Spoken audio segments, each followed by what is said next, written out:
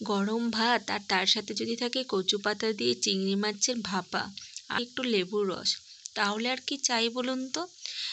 এক থালা ভাত কিন্তু এক নিমিষে চোখের পলকেই শেষ হয়ে যাবে। এত টেস্টি একটা রান্না যে কি বলবো। হ্যালো এভরিওয়ান, তোমরা সকলে কেমন আছো? আশা করছি ভীষণ ভালো আছো, আর আমিও কিন্তু ভীষণ ভালো আছি। অয়াংশা উইথ মাম্মা ব্লগে তোমাদের সকলকে আরও একবার অনেক অনেক অনেকটা স্বাগত জানাই। তো এই যে দেখো, আমাদের বাড়ির সামনে পাঁচিলের একধার করে অনেক কচু শাক হয়েছে। যে কচু শাকগুলো অনেক দিন থেকেই ভাবছি যে একটু রান্না করব, কিন্তু সেই রান্নাটা করার সময়ই পাওয়া যাচ্ছে না। তো মাকে বললাম যে মা চলো আজকে অন্তত একটু রান্না করে ফেলো। সেই জন্য দেখো মা আর মাসি দুজনে মিলে দেখো এদিকে কচু পাতাগুলো তুলছে। আর এই কচু পাতাগুলো মানে কি বলবো, এর আগেও আমি খেয়েছি, এত টেস্টি হয় আর একটুও গলা ধরে না, মানে ভীষণ টেস্টি হয় খেতে। আমি তো মানে কি বলবো, আমি তো শুধু কচু পাতা এর আগে মানে আমি এখানে শ্বশুরবাড়িতে এসেই খেয়েছি। বাপের বাড়িতে আমি শুধু কচুর পাতা আমি কখনোই খাইনি, তার সঙ্গে অন্য কিছু খেয়েছি। কিন্তু এখানে আমার শাশুড়ি মা যে কচু পাতা দিয়ে মানে শুধু কচুর পাতা যে এতটা টেস্টি করে রান্না করে, আর সেটা খেয়ে আমি তো অবাক হয়ে গেছি যে কচু পাতা শুধু, আর কিচ্ছু নেই এর মধ্যে, মানে অন্য কোনো শাক নেই, তাতে এত টেস্টি হয়। হ্যাঁ সত্যি বলছি, দারুণ হয় খেতে। তো এই যে দেখো দিদি এখানে শাকগুলো খুব ভালোভাবে বেছে সুন্দর করে কেটে দিচ্ছে।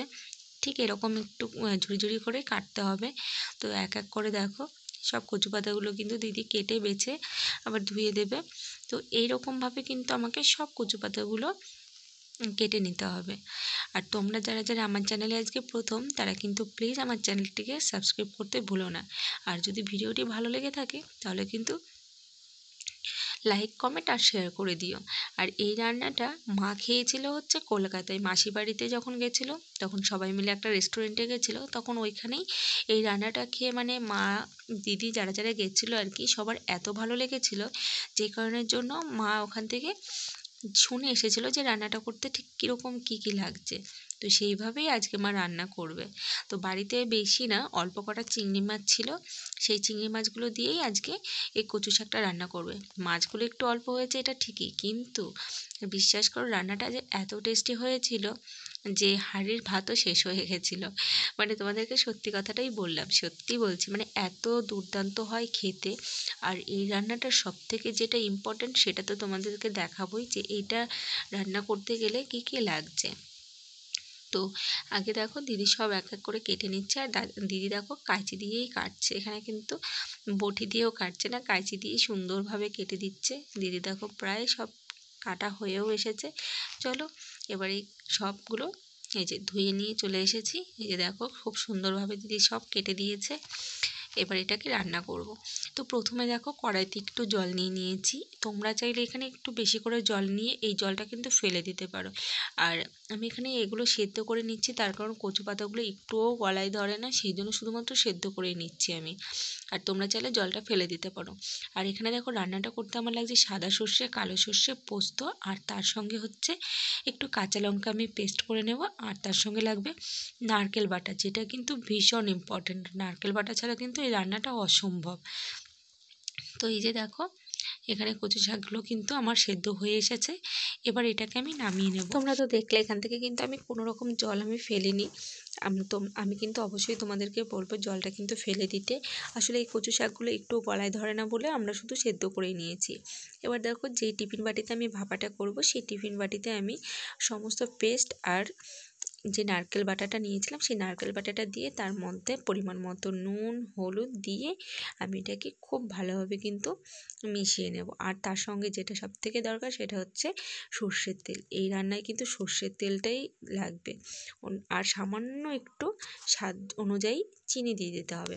তো এবার দেখো এটাকে খুব ভালোভাবে আমি এখানে মিশিয়ে নিচ্ছি একটা চামচের সাহায্যে। দেখো আর আমার কিন্তু খুব ভালোভাবে দেখো মেশানো হয়েও গেছে। এবার এর মধ্যে আমি দিয়ে দেব যে আমি বেছে রেখেছিলাম যে চিংড়ি মাছগুলো, সেই চিংড়ি মাছগুলো।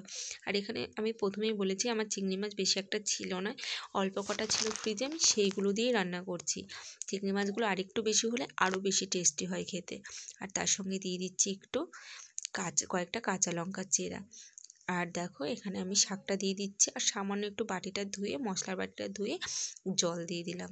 তো এই যে দেখো এবারে এটাকে আমি খুব ভালোভাবে কিন্তু মিশিয়ে নেব, কোথাও যেন পাতাগুলো যেন দলা হয়ে না থাকে। তো দেখো খুব ভালোভাবে কিন্তু আমি এটাকে মিশিয়ে নিয়েছি, আর সামান্য একটু জল দিয়ে আবার একটু ভালো করে মিশিয়ে নিচ্ছি, জলটা একটু কম হয়ে গেছিলো সেই জন্য। তো এই যে দেখো আমার কিন্তু খুব ভালোভাবে মেশানো হয়েও গেছে। এবার আমি এটাকে আটকে দেব। আর কড়াইতে আমি জল দিয়ে দিয়েছি, জলটা খুব জলের মধ্যে দেখো বাটিটা দিয়ে তারপরে কিন্তু ওপরে একটা নোড়া চাপা দিয়ে ঢাকা দিয়ে রাখছি। এটাকে কিন্তু বেশ কিছুক্ষণ প্রায় 30 মিনিট মতো মিডিয়াম আঁচে কিন্তু ফোটাতে হবে। আর যদি জল দেখো শুকিয়ে আসে তাহলে কিন্তু একটু জল দিয়ে দিতে হবে। তো এই যে দেখো রান্নাটা দেখতে কীরকম লোভনীয় লাগছে, আমার তো দেখেই ভীষণ লোভ হচ্ছিলো। মানে কি বলবো, যখন রান্না হয়েছে মানে দারুণ হয়েছিল খেতে, দারুণ। তোমরা যখন খাবে তখন তো তোমরা নিজেরাই বুঝতে পারবে যে খেতে কীরকম টেস্টি হয়। তো আজকের এই ভিডিওটা তোমাদের কাছে কেমন লাগলো সেটা কিন্তু অবশ্যই কমেন্ট করে জানিও। আর খুব শীঘ্রই দেখা হচ্ছে আর একটি নতুন ভিডিওতে। চলো বাই, তোমরা সকলে ভালো থেকো, সুস্থ থেকো, সাবধানে থেকো।